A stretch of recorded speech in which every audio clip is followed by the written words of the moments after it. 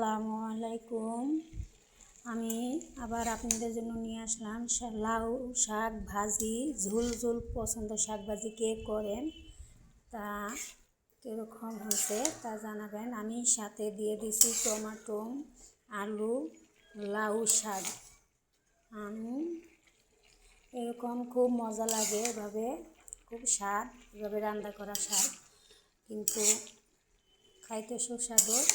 তাই আমি এভাবেই শাক ভাজি করি, লাউ শাক ভাজি এভাবেই করি। তো আপনারা কে কে এভাবে করেন আমার মতো জানাবেন কমেন্ট বক্সে।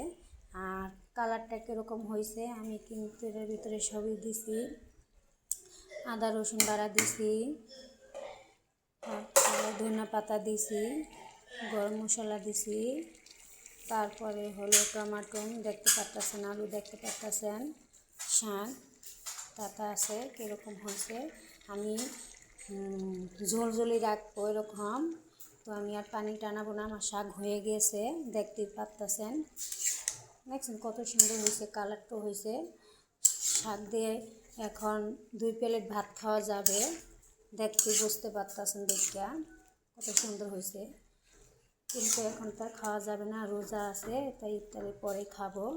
কিন্তু আমাদের গ্যাস থাকে না দেখা, যা গ্যাস আছে তা দিয়ে রান্না থুয়ে দিতেছি, রাইতে ইফতারের পরে খাবো দেখা। কীরকম হয়েছে তা জানাবেন।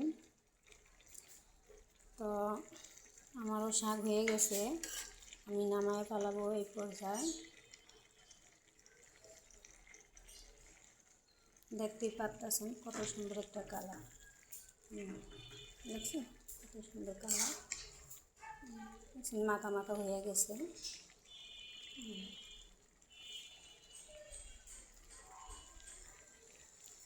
এইখানে শেষ। আল্লাহ হাফেজ, রাখি, বাই বাই। পরের ভিডিওতে দেখা হবে। আল্লাহ হাফেজ।